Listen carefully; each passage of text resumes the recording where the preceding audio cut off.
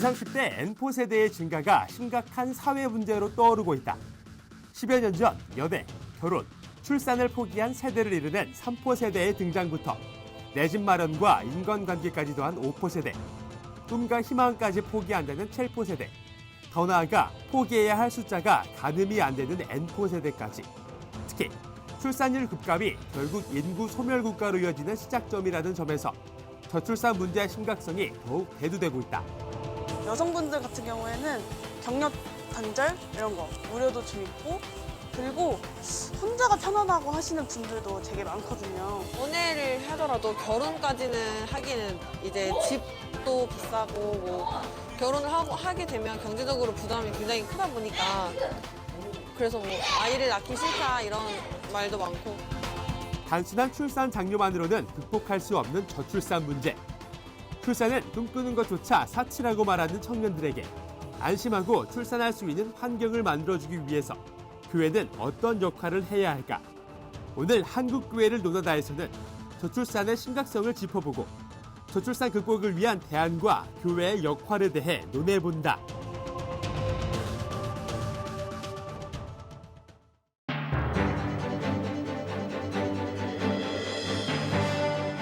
안녕하십니까. 한국교회를 논하다 진행을 맡은 박찬호 교수입니다.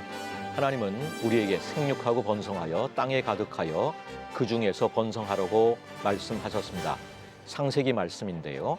생육하고 번성하는 것은 하나님의 명령이자 우리에게 베푸신 복 가운데 하나입니다. 그런데 통계청이 2022년 우리나라 합계 출산율이 0.78명이라고 발표하였습니다. 인구 감소로 인한 국가 소멸론까지 등장할 정도로 심각한 상황인데요. 이러한 때 교회의 역할과 과제는 과연 무엇일까요? 오늘 한국교회를 논하다에서는 저출산 극복을 위해 교회가 실질적으로 할 수 있는 일이 무엇인지, 또 이를 위한 어떤 노력들이 필요한지 말씀 나눠보고자 합니다. 오늘 출연자들을 소개하겠습니다. 순복음 진주초대교회 담임 목사님이신 이경훈 목사님 나오셨습니다. 네, 안녕하세요. CTS 다음 세대 운동본부 변창배 본부장님 나오셨습니다. 예, 안녕하십니까. 반갑습니다. 그리고 유원대학교 안광현 교수님 나오셨습니다. 안녕하세요. 예, 반갑습니다. 예, 함께 자리해 주셔서 감사합니다. 우리나라는 2020년에 출생 27만 6천 명 대비 사망 30만 8천 명으로 처음 인구 데드크로스가 발생했습니다. 합계 출산율은 매년 낮아지고 있는 추세로 현재 0.78명인데요. 심각함을 넘어서 충격적인 그런 통계라고 볼 수 있습니다. 이 저출생 문제의 심각성 어떠한지 먼저 변찬배 본부장님께서 짚어주시면서 이야기를 시작해 보겠습니다. 네, 출생률이 1.3명 이하가 되면 초저출생이다 이렇게 말을 합니다. 저희가 초저출생 현상이 벌써 2001년부터 시작됐습니다.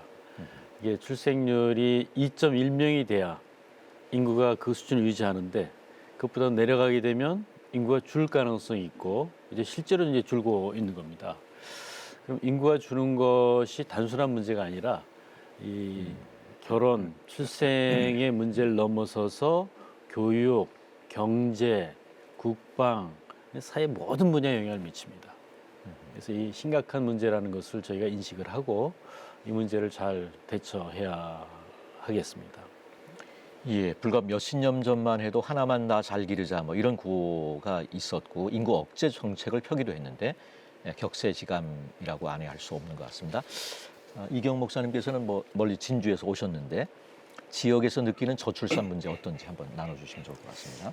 예, 지역에서도 지금 이 저출산 정말 심각합니다. 그 지난 4년간 도정 자료에 보면 3에서 5세 그 어린이들이 지금 어린이집이 4년 동안에 850군데가 폐원을 했습니다. 그럼 한 해 200군데가 폐원을 했다는 뜻이죠. 진주에서요? 네네. 그리고 실제로 저희 진주에 시설도 좋고 교육 수준이 높은 그 엄마들이 상시 대기를 하는 500명까지 모이는 어린이집이 이번에 폐원을 했습니다.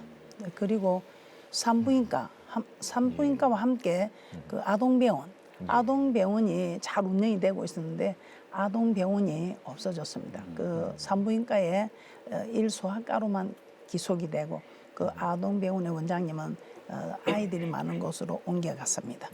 그리고 지금 초등학교 참 심각합니다. 이 초등학교 입학식 졸업식이 없는 학교가 수두룩하다고 합니다.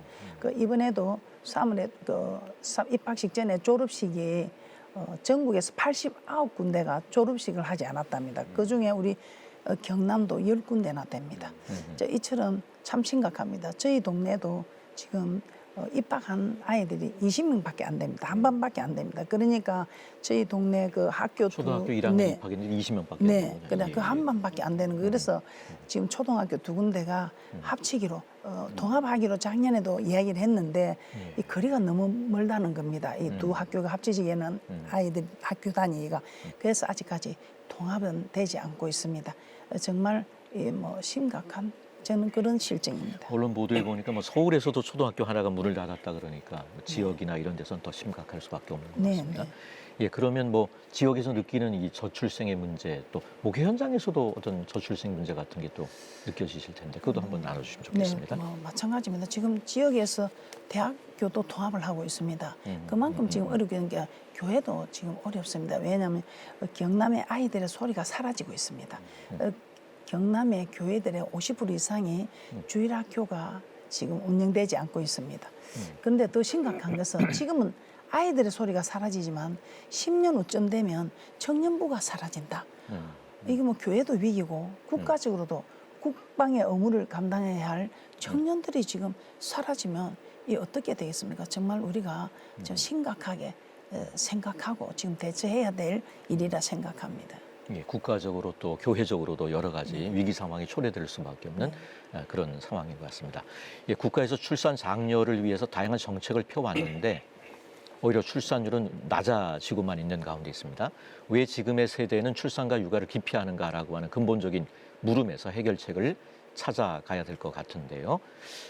세대를 이어가는 중추적 역할을 해야 될 우리 청년들이 왜 출산을 기피하고 포기하는지 그 이유에 대해서 안강현 교수님께서 한번 나눠주시면 좋을 것 같습니다. 예, 정부에서 이 출산율을 올리기 위해서 다양한 정책을 했죠. 그런데 출산율이 더 낮아졌다. 결국은 정책이 실패라고 저는 생각을 합니다. 근데 왜 실패했느냐? 수요자 측면에서 이 정책을 실현해야 되는데 공급자 측면에서의 어떤 정책을 실현하지 않았을까 그런 염려를 해보고요. 우리 청년들이 출산을 기피하고 또 포기하는 이유가 실제로는 여러 가지 많은 그 정책을 실시하는데 효과가 없군요. 그러니까 수요자 측면에서 그러겠죠. 보면. 왜냐하면 이제 양육에 관한 거라든지 어떤 환경이라든지 제도에 대해서 이 청년들 입장에서 해야 되는데 공무원이라든지 정부 입장에서 하다 보면은 성공할 가능성이 아무래도 떨어지지 예, 않겠습니까? 공급자 측면에서 네, 네, 막 네. 여러 많은 정책들을 네. 펴주면 효과를 못 예, 보고 예. 있는 정책적 상황이거든요. 측면에서 그렇고 우리 청년들이 이제 출산을 왜 기피하느냐 그 문제는 사실은 다양합니다. 뭐 직업, 교육, 주택, 여성의 어떤 경력 단절이라든지 다양한데 제가 5가지만 이제 살펴보면은 첫째 당연한 이야기인데 출생 즉 아이를 낳으려면 뭐를 해야 돼요? 결혼을 해야 되는데 결혼을 하지 않는다는 겁니다. 첫 번째. 2020년 기준으로 우리 그 30대 미혼율이 얼마나 되는지 아세요? 30대 미혼율이 30대 미혼. 예. 예. 남성 기준의 50%가 이미 넘었어요. 미혼율이. 그리고 남녀 합쳐서 30대 미혼율이 42.5%입니다. 상당히 결혼을 하니까 아이를 낳지 않는 거죠. 이렇게 심각한 상태고 두 번째는 이제 청년들이 경쟁 시대를 살고 있습니다. 전쟁보다 더 험하게 무한 경쟁을 살아가는데 이제 동년배들도 그렇지만은 위에 있는 기성세대로 또 부딪히죠. 근데 그럴 때 자기들한테 이렇게 질문합니다. 내가 사는 게 중요하냐 아니면은 내가 후손을 낳는 게 중요하냐 이렇게 자기한테 질문해서 답을 이렇게 얻는답니다. 나도 못 살겠는데 아이를 낳겠냐 예. 이런 이제 상황이 되는 거죠. 이제 세 번째는 양육과 돌봄의 문제입니다. 이전에 이제 대가족 제도에서는 할아버지 할머니도 있고 이제 가족들이 많으니까 예. 분담했었죠. 예. 근데 이제 핵가족화 되니까 그 양육은 누구 몫이냐? 부모의 몫입니다. 예. 그 둘이가 모든 걸 책임져야 되는 시간도 경제적 비용도 부족한 거죠. 세 번째는 이제 경제적으로 안정된 일자리는 부족한데 집값 저희 부동산 실패가 있었지 않습니까? 집을 살려면 수십 년이 걸리죠. 아이를 놓고 살 수 있는 형편이 아닌 거예요. 사교육도 힘들죠. 심리적 불안감도 있습니다. 이러다 보니까 아이를 낳지 않게 됩니다. 예를 들어서 아르바이트 중에서 7명 중에 1명이 생계형 30대입니다. 그리고 개인 이제 그 워크아웃을 하는 안정된 직업이 아니고 없죠. 그렇죠. 7명 중에 1명이 30대이고 예. 그 중에서도 아르바이트 하고 있는 거죠. 그리고 개인 이제 워크아웃을 신청하는 신청자를 보면은 30%를 30대가 차지하는 거 있습니다. 굉장히 이제 경제적으로 위험한 사람들이죠. 그리고 마지막 5번째는 가치관의 변화입니다. 우리뿐만이 아니라 세계적으로 비혼이 이제 하나의 문화가 트렌드가 돼 있고 과거에는 자식을 낳아서 그것이 노후를 보장하고 산업 구조도 그렇게 돼 있었거든요. 근데 요즘에는 이제는 굳이 함께 안 살아도 나 혼자 살아도 가능하다.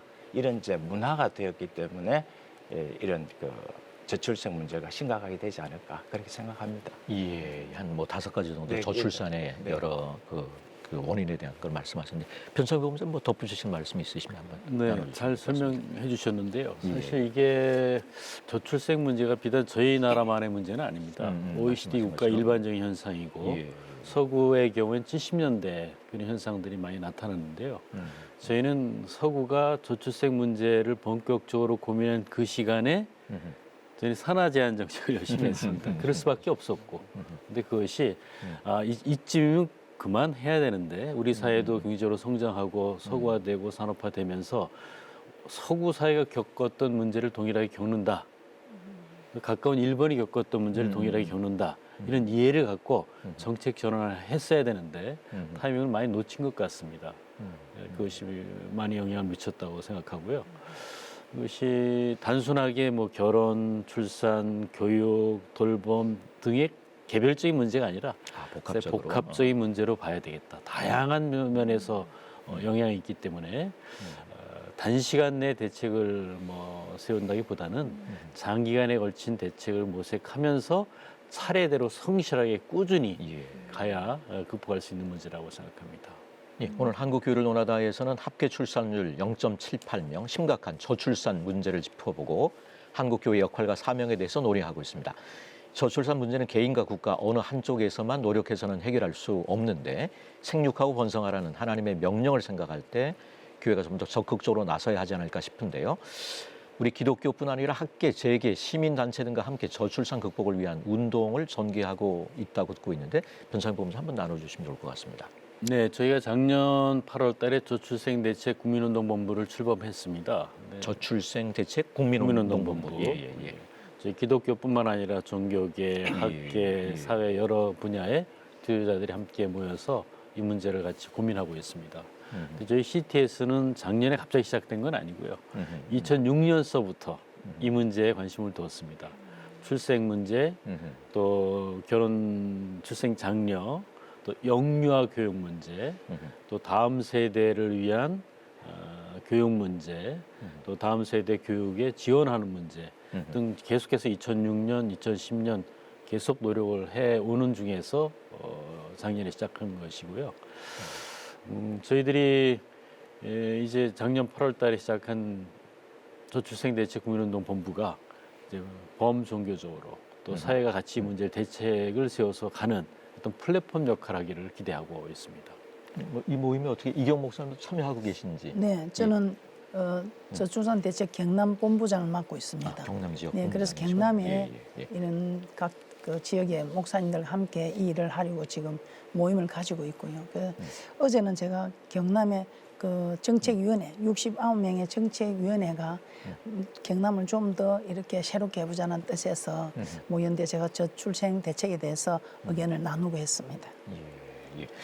특별히 저출산 극복을 위해서 주목할 수 있는 어떤 대안이 있으시면 한번 좀 나눠주시면 좋을 것 같습니다. 네.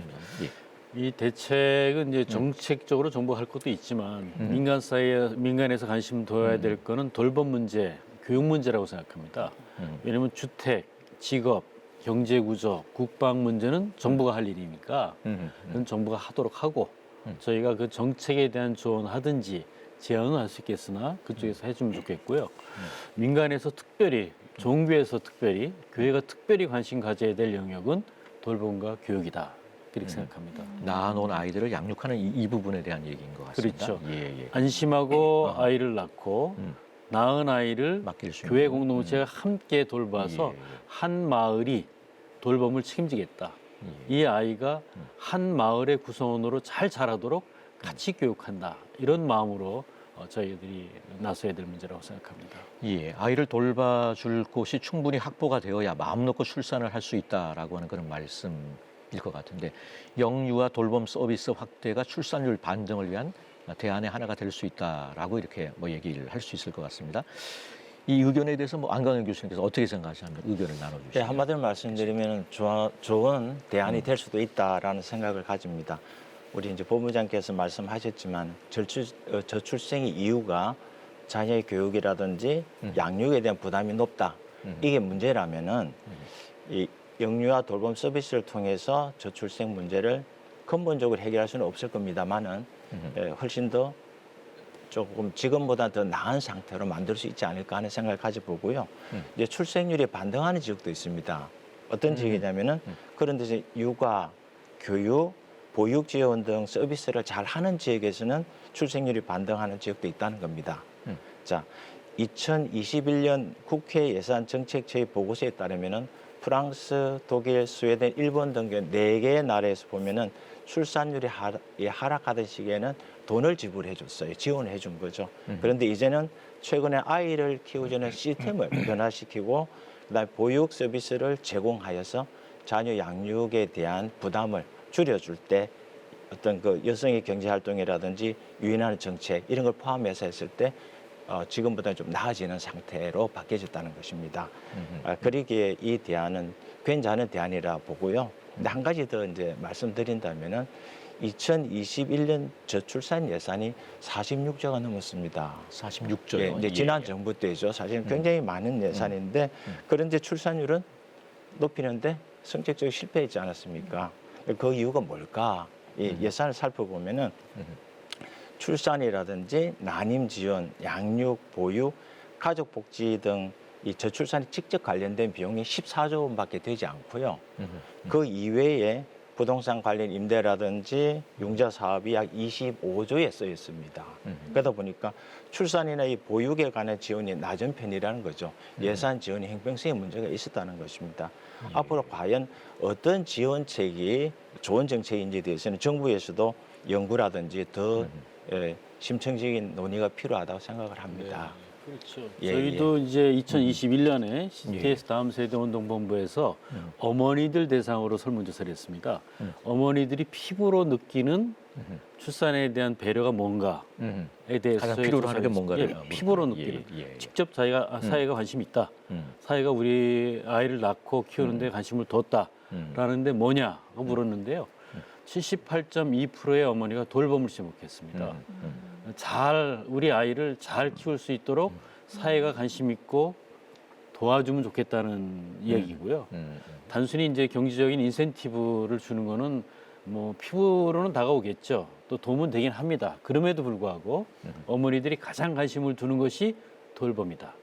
그것도 아이를 낳고 나서 바로는 이제 뭐 육아휴직도 있고 출생휴가도 있고 한데 그 직접적으로 0세부터 3세까지의 영유아 돌봄에 대한 관심이 가장 높았습니다.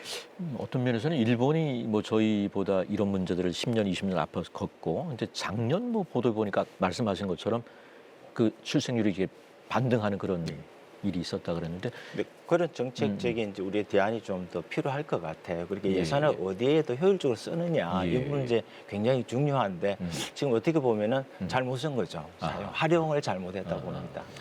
네, 그 활용도 문제지만 집계를 위한 집계가 아닌가 하는 걱정이 됩니다. 이게 출생 자꾸 그러니까 예산이라고 하는 항목이 사실은 이제 좀 얼마를 썼다는 걸 이제 생색내기 위한 이런 것들이 될 수도 있겠네요. 정책을 세워서 집행하는데 이만큼 썼다가 아니고 그 관련된 분야에 이렇게 우리가 많이 쓰고 있다라고 홍보하기 위한 노력이 아닌가 하는 염려가 좀 있고요.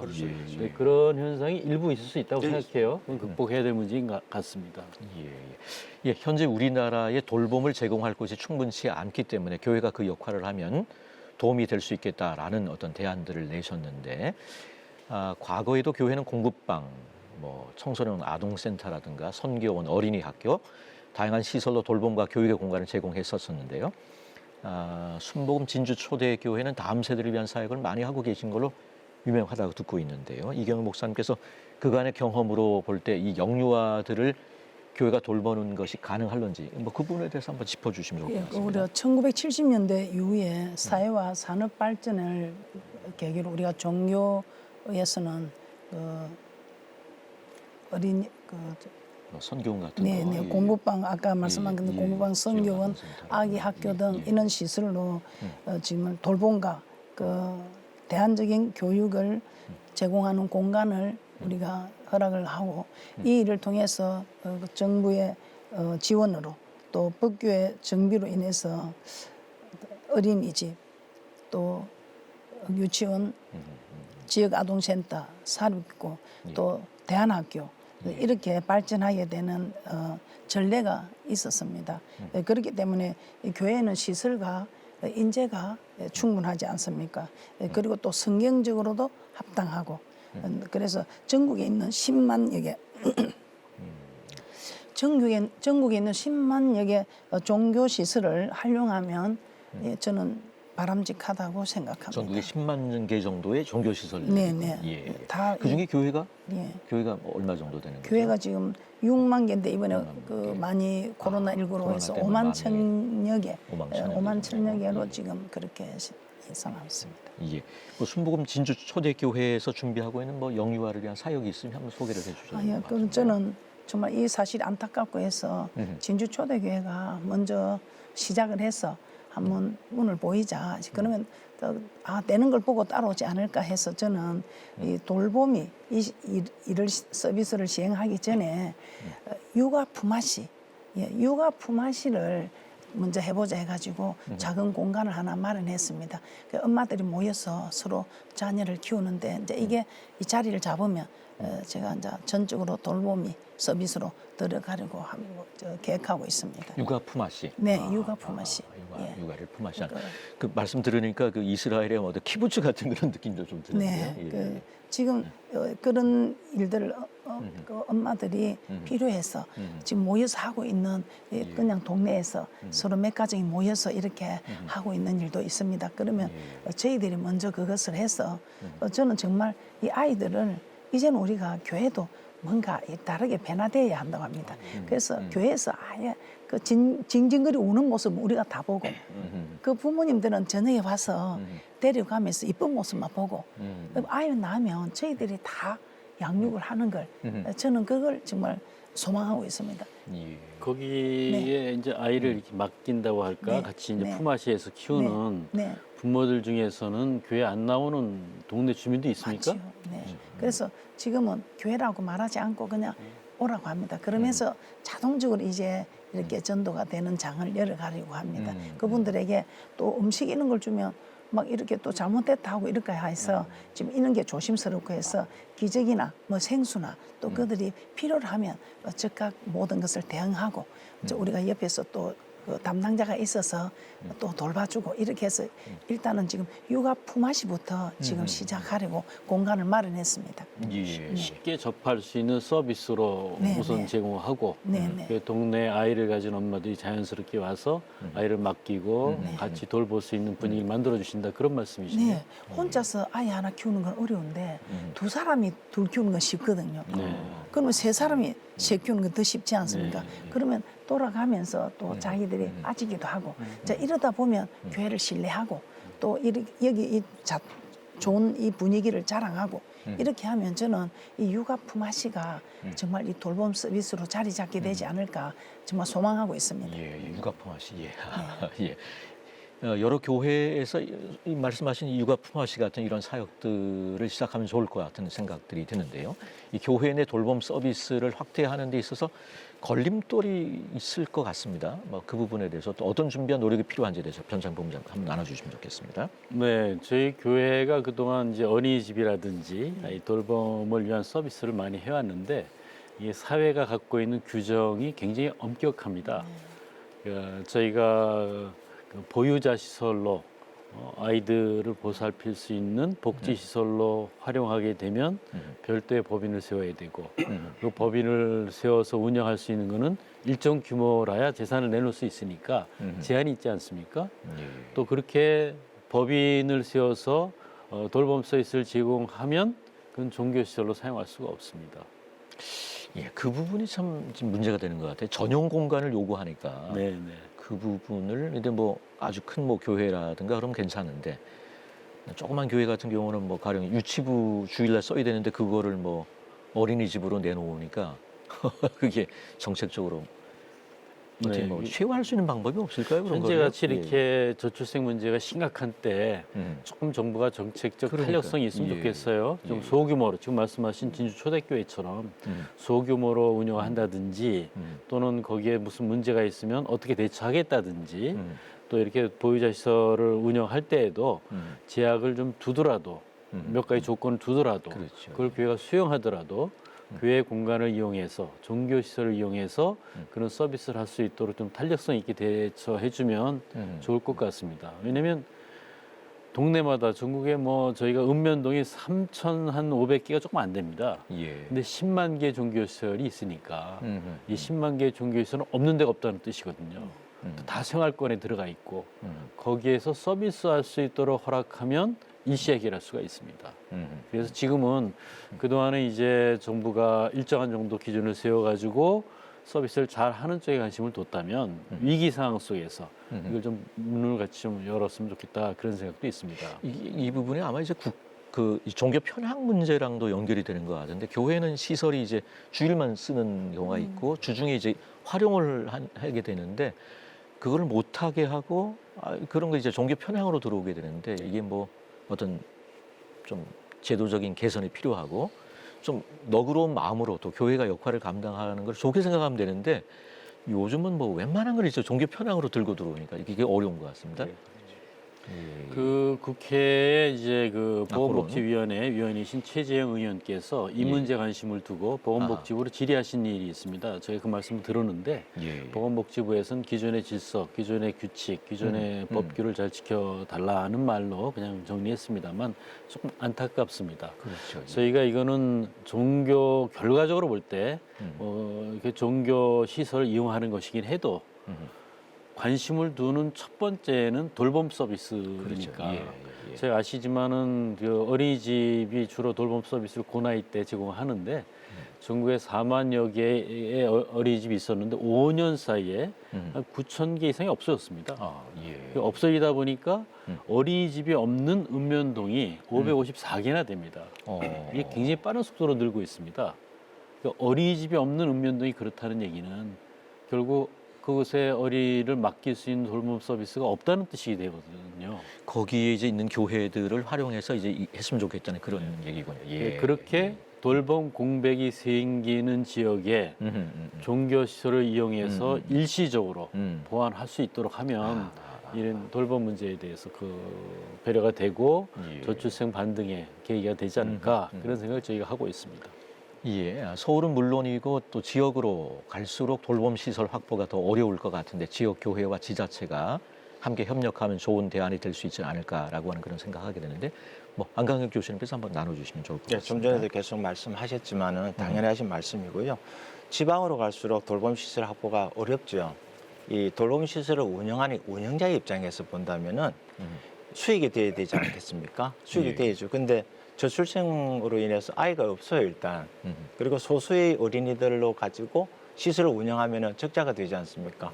그러면 당연히 이제 포기를 하게 되죠. 특히 이제 지역 소멸이 심각해야 되는 지역일수록 훨씬 더 심각한 문제가 발생하죠. 아까 우리 본부장께서 말씀하셨지만 저희가 어릴 때 한 2만 명 정도의 면이었었는데 요즘 가보니까 2천 명밖에 안 돼요. 초등학교 입학생 아까 목사님 말씀하셨죠. 2~3명 되는 학교도 많습니다. 이런 이제 상황에서 수도권 이외의 지역에는 어떻게 보면은 돌봄 시설이 빠른 속도로 급격하게 줄어들고 있습니다. 예, 통계적 이 자료를 살펴본다면은 어린이집이 없는 어떤 읍면동 지역이 바로 소멸 위험이 높은 지역이다라고 이렇게 나타나고 있습니다. 그러면 어떻게 할 거냐? 이 지역에서 교회와 지방자치단체가 어떻게 협업할 거냐 이 숙제가 남았거든요. 현대는 이제 거버넌스 시대입니다. 그러면 결국 지방자치단체, 민간단체, 지역사회, 기업, 특히 이제 교회 이런 협력해서 상생해야 되는 어떤 시대를 우리가 같이 살고 있습니다. 교회가 이제 돌봄이라든지 문화시설을 만들어서 지역사회 교류장으로 사용하게 되고 지자체는 이게 대해 지원하게 된다면 서로 굉장히 좋은 모델이 되지 않을까 하는 생각을 가져보고요. 이제 지역의 어린 아이들은 급격하게 줄고 있지만 교회는 사실 그렇게 안 줄었어요. 교회 건물이 있습니다. 유휴 공간이 있는 거죠. 또 인적 자원도 있습니다. 그렇기 때문에 이제 교회가 젊은 세대들을 위해서 아까 이제 공통 관심사가 이 공동 육아라든지 어린이 교육 커뮤니티라든지 이런 거 같이 만들어 놓고 지역 사회와 함께 마을 돌봄 사업을 한다면은 지방자치단체도 지역도 우리 교회도 같이 상생할 수 있지 않을까 그런 기대를 가져봅니다. 네. 시급하고 절실한 문제이니만큼 공론회장이 활발히 펼쳐져서 하루라도 빨리 사회적인 합의를 도출하고 실질적인 법 개선이 적절하게 이루어졌으면 하는 그런 생각을 가져보게 되는데요. 다음 세대 사역을 하시면서 목사님께서 교회가 더 많은 일을 할 수 있는데도 이 법이나 뭐 제도적 한계로 아쉬웠던 적이 있으실 것 같은데 혹 정부나 사회에 바라시는 게 있으시면 한번 나눠주면 좋겠습니다. 저는 제 경험한 것만 말씀을 드리겠습니다. 제가 지역 아동센터를 운영할 때 그 행정적 문제로 너무 이게 힘든 거예요. 그래서 그만둔 경험이 있습니다. 그래서 앞으로는 자역 지역 아동센터를 하다가 네네. 근데 실질적인 일에 좀 집중할 수 있도록 좀 행정을 좀 간소화해 주셨으면 하는 지금 그런 바람이 있고요. 그리고 우리가 안전이나 위생에 있어서 또 잘못할 일이 일어날 수도 있잖아요. 그때 너무 이렇게 보도를 막 크게 하니까 잘하고 있는 데서도 주눅이 들어가지고 이게 하기가 진짜 힘든 거예요. 그러니까 그럴 때는 저는 잘못한 것은 보도를 해야 되지 않습니까? 하지만 이런 잘하고 있는 이런 곳도 있다는 걸 좀 이렇게 홍보를 해서 아 저기는 잘못했지만 실수로 잘못했구나 하는 걸 해도 다른 곳에서는 잘하고 있다는 이렇게 인식을 좀 이렇게 심어주면 좋겠습니다. 그리고 저는 정말 우리가 이 의식의 변화가 있어야 될 것 같습니다. 좀 광고 캠페인 좀 이런 걸 좀 해주셔가지고 공익 광고처럼 이렇게 우리가 저출생 대책을 왜 해야 하며 이렇게 심각하고 우리가 내 뭐 유익을 따라서 하다가 나도 지금 나라도 지금 전 세계에서 OECD 국가 중에 최고 먼저 사라지는 나라라고 지금 그렇게 지금 영국 옥스퍼드 교수님 말씀하셨습니다. 그러면 이거 심각하지 않습니까? 정말 이제는 애국심을 좀 불러일으키고 정말 나라가 없어지면 뭐 자손이 없는데 나라가 있겠습니까? 그래서 다른 데 원어민들이 많이 와가지고 지금 물론 자리를 채우는 것도 좋지만 입학을 했는데 원어민들은 많아요. 제가 듣기로는 몇 년 전만 해도 25명이면 20명, 우리 애들이 5명인데 지금은 원어민들이 20명, 우리 애들이 1명이랍니다. 애가 길을 못 쓴대요. 그 자기 나라에서 자기 학교를 다니는데도 이렇게 길을 못 펴고 하는 이런 일들이 좀 그렇지 않습니까? 그래서 우리가 정말 이 나라의 존폐 위기를 깨닫고 정말 우리가 정말 다른 좀 생각을 바꾸어서 정말 이 저출생 대책에 모두가 노력할 수 있게끔 이런 광고 캠페인 이런 걸 좀 해주셨으면 너무 감사하겠다는 생각도 아울러 드립니다. 목사님 말씀하신 마지막 문제는 지방에 특히 농촌 지역이나 이런 지역에 가면 초등학교 입학생이 다문화 가정의 자녀가 훨씬 많습니다. 보통 뭐 어지간한 데는 70%, 말씀하신 대로 90% 넘는 학교도 있다는 말씀. 역전이 일어나고. 그러니까 이제 다문화 가정의 자녀들이 훨씬 많은 겁니다. 근데 그거를 저희가 다 품어 안놔야 된다는 건 저희 과제인데 그걸 어떻게 할 것인가에 대한 사회적 합의와 집단적 노력이 필요하다. 그런 말씀으로 이해가 됩니다. 다문화 가정 애들도 좋습니다. 우리나라에 이렇게 우리 국민이 되어주고 하니까 얼마나 좋습니까? 저는데 그래도 우리도 이제는 좀 우리나라 애들이 그 정도 되고 그다음 다문화 가정이 5명 정도 됐는데 그 거꾸로 됐군요 지금. 네네 지금 그렇게 됐습니다. 시민사회의 동의, 관련 부처와 지자체와의 협력과 관련 법규 개선 등 여러 노력이 필요하고 또 교회 준비도 충분해야 될 것 같은데요. 어떤 이해와 준비가 필요한지 편창배 본부장께서 말씀해 주시면 감사하겠습니다. 네, 종교 시설을 이용해서 돌봄 서비스를 저희가 하려면 몇 가지가 필요한 것 같아요. 저희가 무차별로 모든 곳에서 다 할 수 있게 해달라는 아닌 것 같습니다.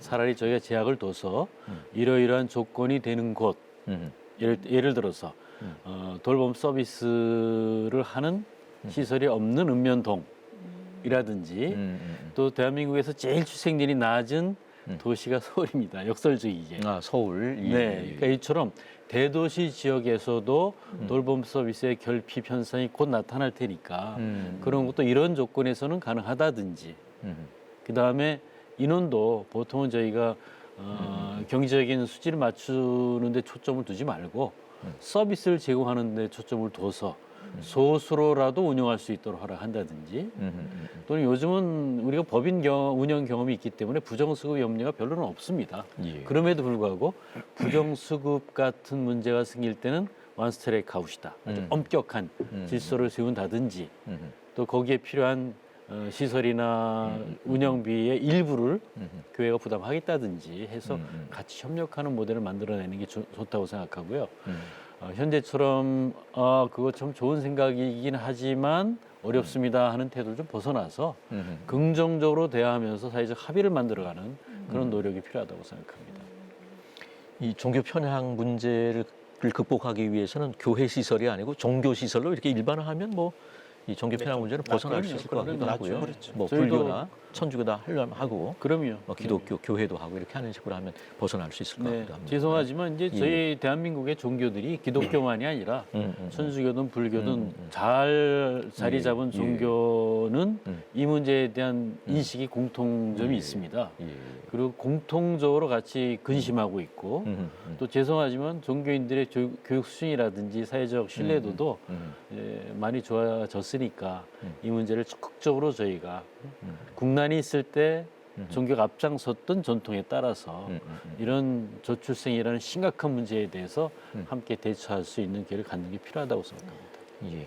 국가적 과제이고 또 교회의 사명인 저출산 극복을 위해 한국교회가 앞으로 어떤 자세로 어떤 노력을 이어가야 될지 말씀 좀 부탁드리고 싶은데 이경훈 목사님부터 한번 나눠주시면 좋을 것 같습니다. 네, 저는 지금 그 사회적인 분위기도 결혼할 필요 없다.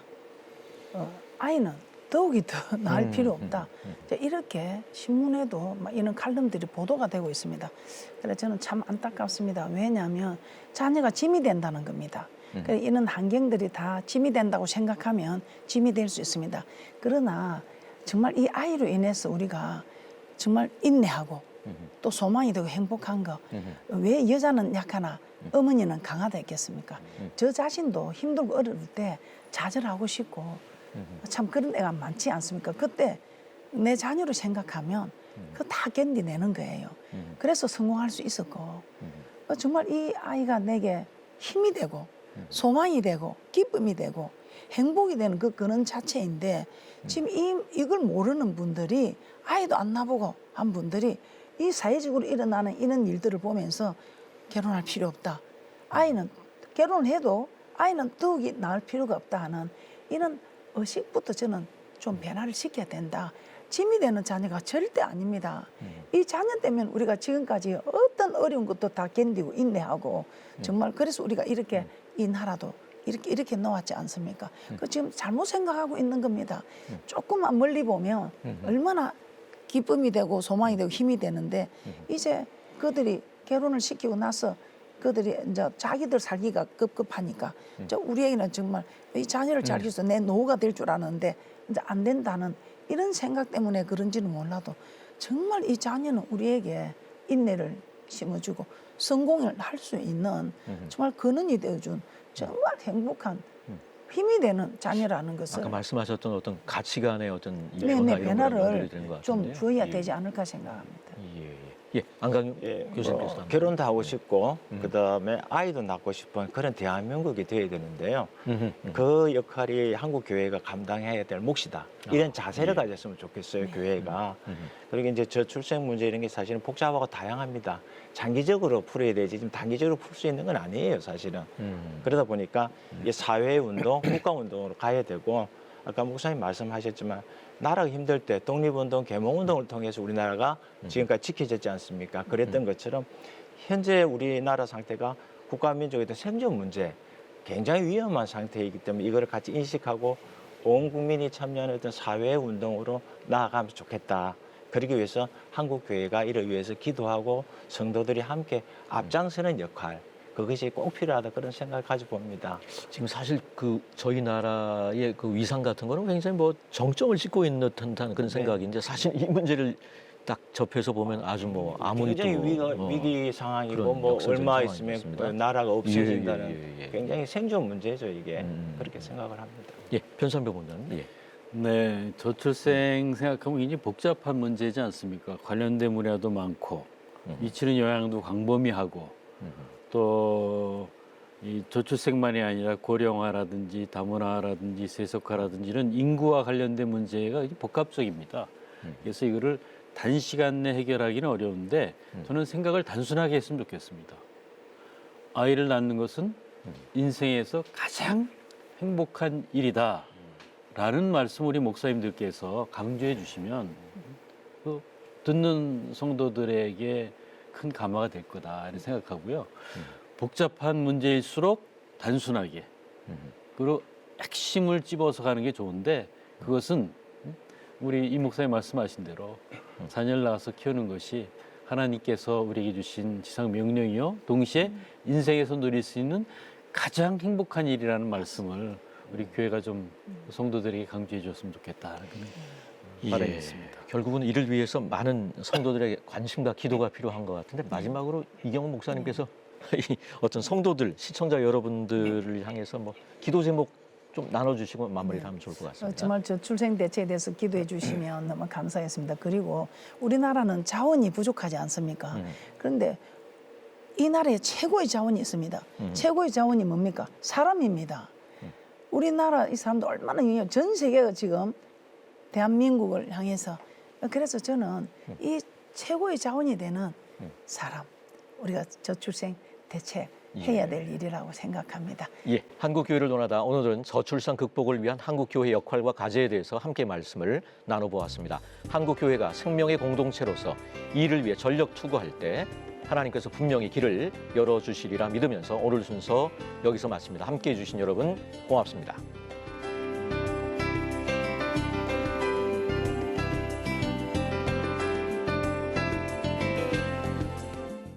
이 프로그램은 여러분의 미디어 선교 후원으로 제작되었습니다. 선교는 사명, 후원은 동역. 당신도 복음을 전할 수 있습니다. 선교 후원 02-6333-1003번